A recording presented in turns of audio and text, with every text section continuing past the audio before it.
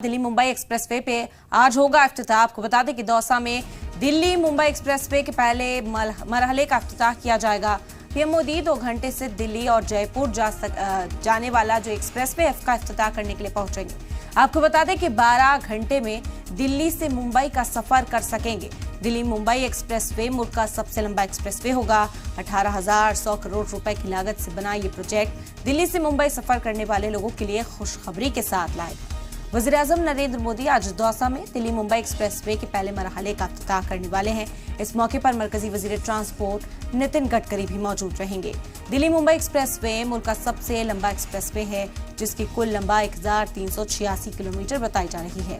Delhi Mumbai expressway के बन जाने के बाद दिल्ली से जयपुर का सफर सिर्फ 2 घंटे में पूरा हो सकेगा।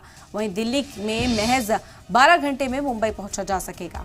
इस प्रोजेक्ट में 18,100 करोड़ रुपए की लागत लगने का यहां पर अंदाजा आ रहा है। आपको बता दें कि पहले फेज का जो इफ्तिताह है वो पीएम मोदी आज करेंगे।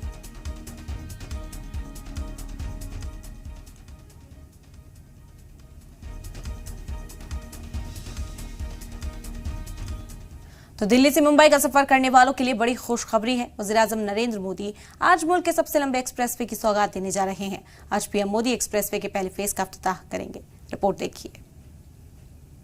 अब सिर्फ 2 घंटों में आप दिल्ली से जयपुर का सफर पूरा कर सकेंगे। पीएम मोदी आज दौसा में दिल्ली मुंबई एक्सप्रेसवे के पहले मरहले का इफ्तिताह करेंगे। इस मौके पर मरकजी वज़ीर ट्रांसपोर्ट नितिन गडकरी भी मौजूद रहेंगे। एक्सप्रेसवे शुरू होने से कई शहरों के बीच की दूरी कम हो जाएगी। दिल्ली मुंबई एक्सप्रेसवे मुल्क का सबसे लंबा एक्सप्रेसवे होगा, जिसकी कुल लंबाई 1386 किलोमीटर है। इस एक्सप्रेसवे के तैयार हो जाने से दिल्ली और मुंबई के बीच में दूरी में 12% की कमी आएगी। इस प्रोजेक्ट में 18,100 करोड़ रुपए की लागत आने का अंदाजा है। 8 लेन वाला एक्सप्रेसवे मुल्क का पहला एनिमल पास और स्ट्रेचेबल हाईवे है, जहां जरूरत पड़ने पर इसे 12 लेन में बढ़ाया जा सकता है। दौसा में इस प्रोजेक्ट के इफ्तिताह के बाद पीएम मोदी शाम को ही बेंगलुरु रवाना हो जाएंगे, जहां वो कल यानी 13 फरवरी को एक एरो इंडिया शो में हिस्सा लेंगे। दिल्ली, हरियाणा, राजस्थान, गुजरात, मध्य प्रदेश और महाराष्ट्र को इस वक्त ये पूरा जो इस वक्त 6 राज्य हैं वो जुड़ेंगे और इकोनॉमी के लिए एक गेम चेंजर ये एक्सप्रेसवे साबित होगा।